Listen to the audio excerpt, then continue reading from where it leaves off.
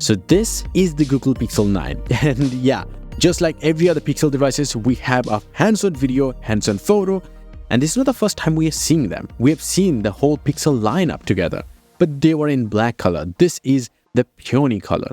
Now on the Pixel 9 Pro, this will be much more faded and they will call it rose. It looks like this. Now certain people might not like this color because this is still a pink. Not everyone's favorite, but at the end of the day, these are deeper colors than every other company is doing colors for this kind of standard phones. So this is really interesting. They're also going to be jade color, obsidian color, and porcelain colors for the Pixel 9. I've already imagined them in these renders, but these are kind of the conceptual shades of the colors. Other than that, it kind of reminds me that every other phone looks very much similar to another phone. Because if you look at from the sides, it looks very much similar to the iPhone 15 lineup. Very much similar. Whether you talk about the curved edges or the matte finished aluminum sides, everything. It looks very similar, except the camera housing is very different because it does have a camera bar of any other Pixels, and this time it is not connected to the metal frame, so it's different than the last model. But it's very beefy and very bulky looking one, which makes it look like it's a beefy camera setup.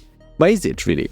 Well, it does offer the same exact camera setup as the Pixel 8, a 50 megapixel f1.7 1/1.31 inch sensor, and a 12 megapixel f2.2 1/2.9 inch sensor as ultra-wide-angle camera, and the same 10.5 megapixel front-facing shooter. So it's not a whole lot different from the Pixel 8, but it's definitely a good upgrade for the people who are using Pixel 6 models or the Pixel 7.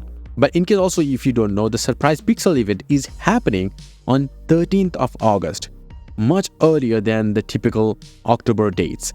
Now in terms of screen size though, it does have similar dimension as the Pixel 9 Pro, which is going to be a smaller variant of the Pixel 9 Pro XL with a 6.7 inch screen. So the Pixel 9 Pro will have a 6.34 inch screen and this Pixel 9 will have a 6.24 inch screen. Now you might be thinking, where is that 0.1 inch gone? Well, it's actually in the bezels. The bezels are slightly more thicker compared to the Pixel 9 Pro. Also, this whole Pixel 9 series will be powered by Tensor G4 processor made by Samsung Foundry. The Tensor G5 will be made by TSMC. We have a proof of that, we know that, but this time it's still Samsung. And the performance numbers as of yet with the prototype devices look like this on the Geekbench.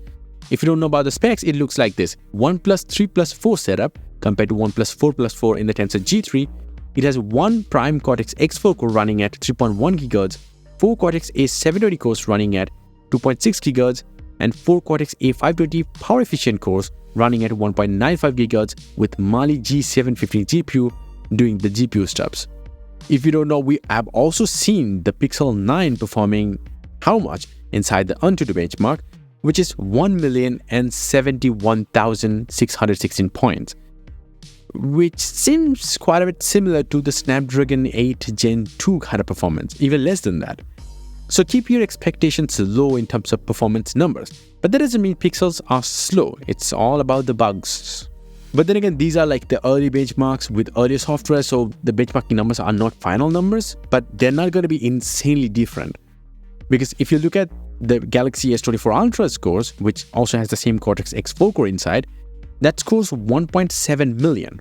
Now in terms of battery charging, the Pixel 9 will still have 4575 mAh battery just like the Pixel 8, and 27 watt fast charging and 18 watt wireless charging, and same reverse wireless charging option as well.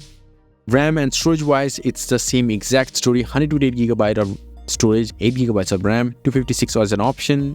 This time though, the 256GB model is actually UFS 4.0 storage, so it's better in terms of performance numbers and efficiency, but not the 128GB model. The satellite connectivity might arrive to certain Pixels.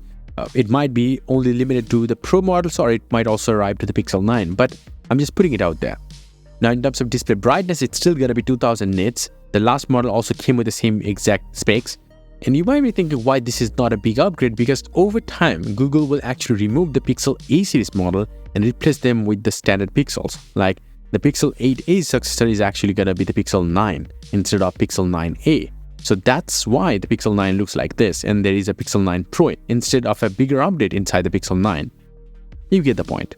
But at least this year, the displays are actually Samsung's M14 120Hz OLED panels, so that means they are much more efficient compared to the last models, also much more brighter in certain phones like the high-end models, and they will also be much more long-lasting than the previous So yeah, that's totally it. Let me know about your thoughts in the comment section below. What do you think about the whole design of the Pixel 9?